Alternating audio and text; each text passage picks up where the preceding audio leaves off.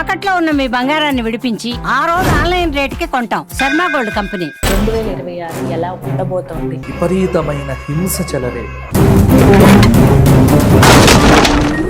అధికార పార్టీ వారే మరి బంగారం పైన పెట్టుబడి పెట్టమండి. బంగారం మీద పెట్టుబడి పెడితేనే మనం తొందరగా అమ్మలేము. ప్రేక్షకులందరికీ నమస్కారం, నేను గీతాంజలి.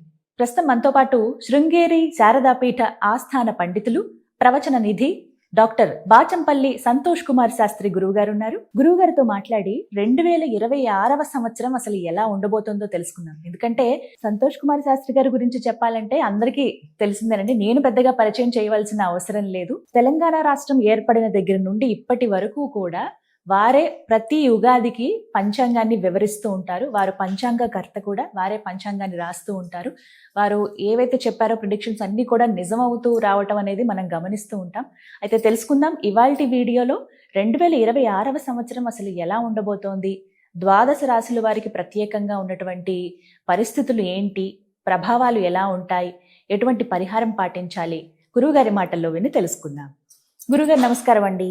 నమస్కారం అమ్మా.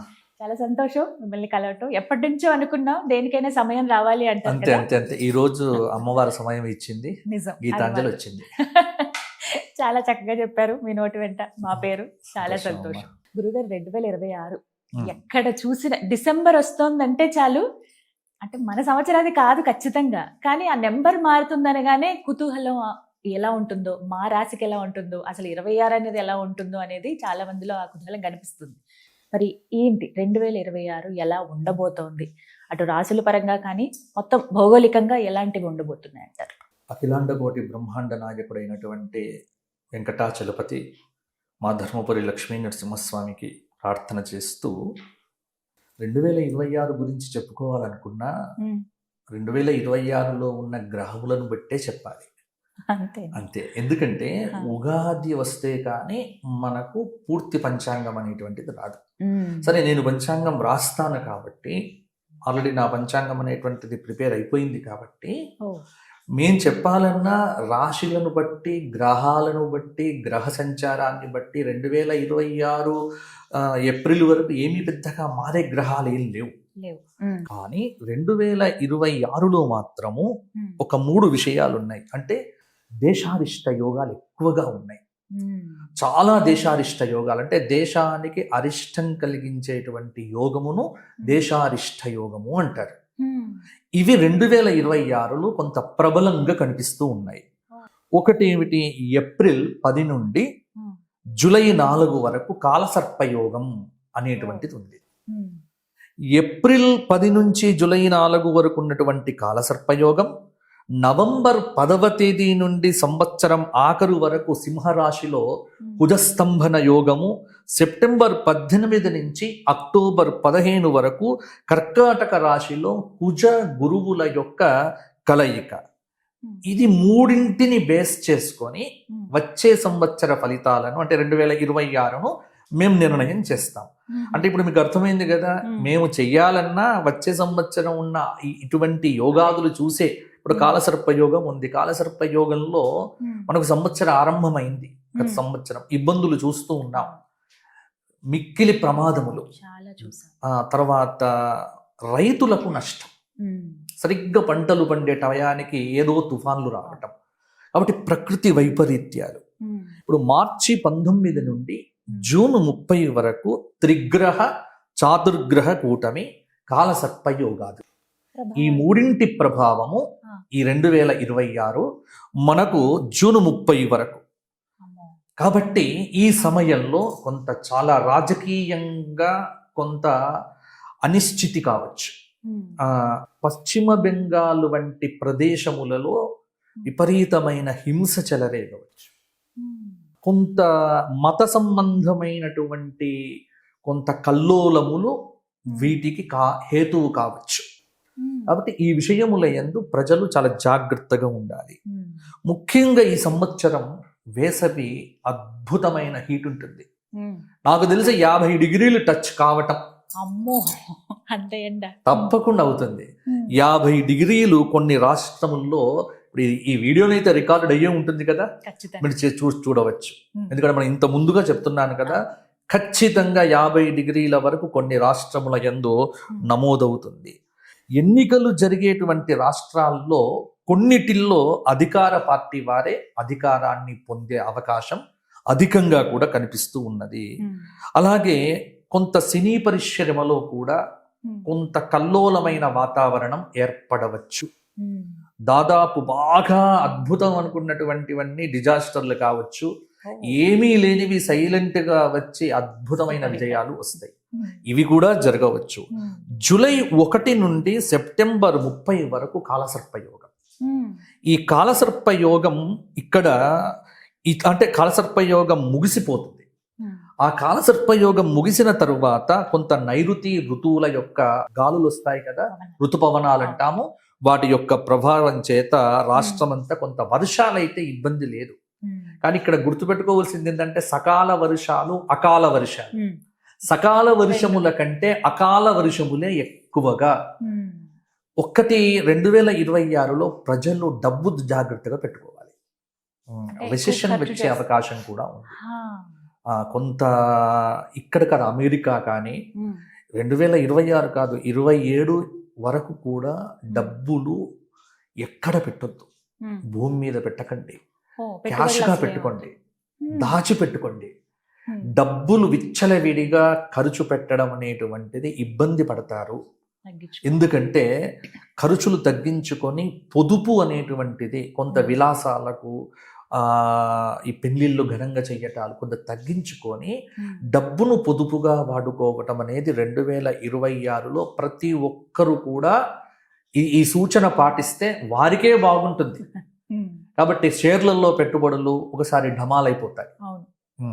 తర్వాత మ్యూచువల్ ఫండ్స్ లో పెట్టండి అని చెప్తున్నారు, కానీ అది చాలా దీర్ఘకాలికంగా ఉండాలి. కాబట్టి దానిలో కూడా కష్టమే. కొంత బంగారం అనేటువంటిది రేట్ ఇంకా పెరుగుతుంది, ఖచ్చితంగా పెరుగుతుంది. 100% బాగా పెట్టొచ్చు. బంగారం మీద పెట్టుబడి పెడితే నష్టం లేదు. ఎందుకంటే బంగారం అంటే ఎప్పుడంటే అప్పుడు క్యాష్ గా చేసుకోవచ్చు. కాబట్టి ఒక భూమి మీద పెట్టుబడి పెడితేనే మనం తొందరగా అమ్మలేము. కాబట్టి బంగారం మీద పెట్టుబడి బాగుంటుంది. అక్టోబర్ 1 నుంచి డిసెంబర్ 31 వరకు అన్ని గ్రహములకు కూడా సమసప్తకము, షష్టాష్టక స్థితి. కాబట్టి ప్రతిరోజు గవర్నమెంట్లో ఏదో ఒక ప్రాబ్లం, తెలంగాణ గవర్నమెంట్ కావచ్చు, ఆంధ్రప్రదేశ్ గవర్నమెంట్ కావచ్చు, సెంట్రల్ గవర్నమెంట్ కావచ్చు, ఏదో ఒక ప్రాబ్లం తప్పకుండా ఉంటుంది. ఉత్తరాది దేవాలయాల యందు కూడా కొన్ని అపశృతులు వచ్చే అవకాశము ఉంది.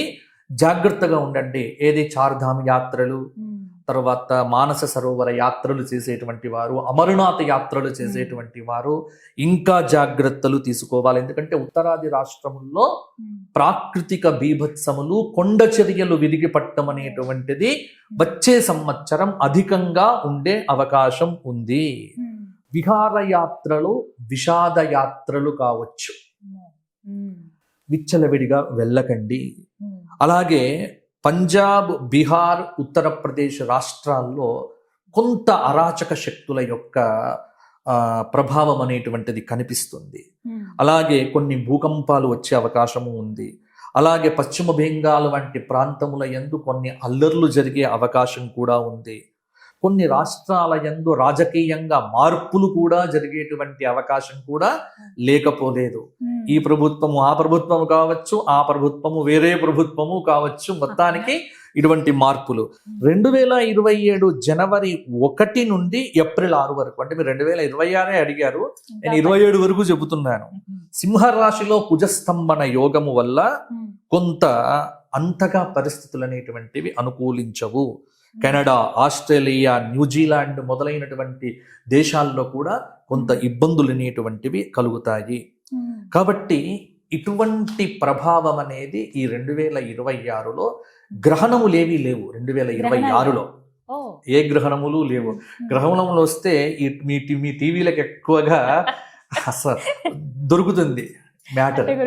జాగ్రత్త చెప్దామని లేదు, ఎక్కువ గ్రహణములు భారతదేశంలో కనిపించేటువంటి గ్రహణములు ఏవి కూడా మనకు 2026లో లేవు.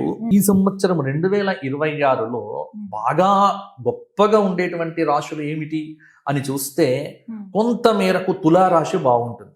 ఎందుకంటే తులారాశి వారికి యోగాదులు బాగుంటాయి.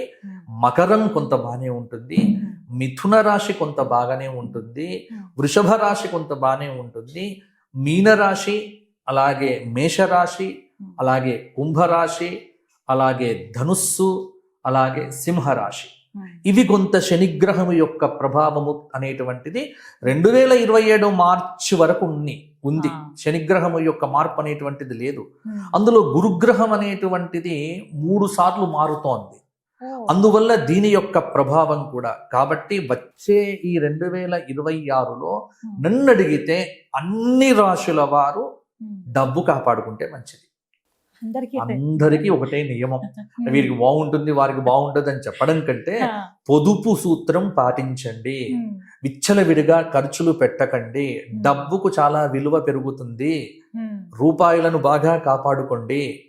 ఇంకా కేంద్ర ప్రభుత్వంలో కూడా కొన్ని సంచలనమైనటువంటి మార్పులు అంటే నిర్ణయాదులు అనేటువంటివి కొంత కఠినంగా ఉండవచ్చు.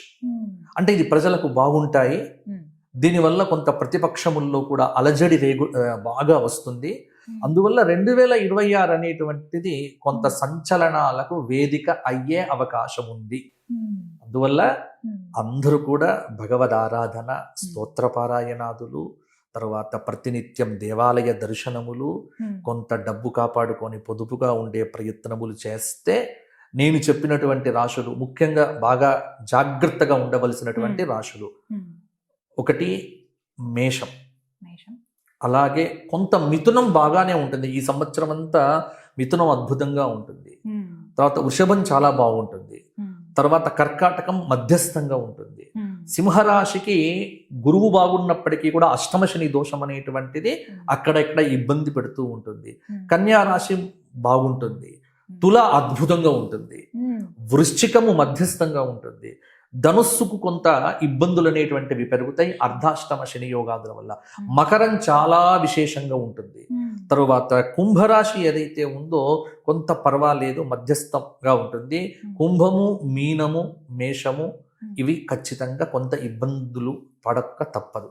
కాబట్టి ఈ రాశుల వారు జాగ్రత్తగా ఉండి భగవద్ ఆరాధన కనుక చేస్తే 2026లో కూడా ఇంకా చాలా విశేషాలు కనిపిస్తాయి.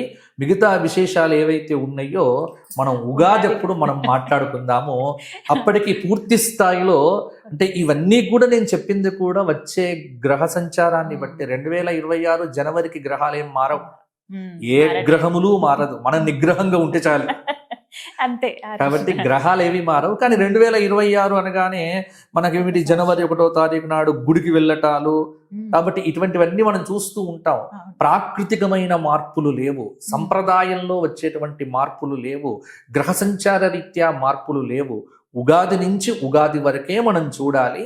మీరు అడిగారు కాబట్టి అవి ఆధారం చేసుకొనే ఈ విషయాలన్నీ కూడా నేను చెప్పడం జరిగింది. చాలా సంతోషం. ఇబ్బంది పెట్టానేమో, క్షమించండి. కానీ ఎప్పుడు వింటూ ఉంటాం మీరు చెప్పే విధానం. అది ఇప్పుడు ఎదురుగుండా చూస్తుంటే ఇంకా సంతోషం అనిపించింది.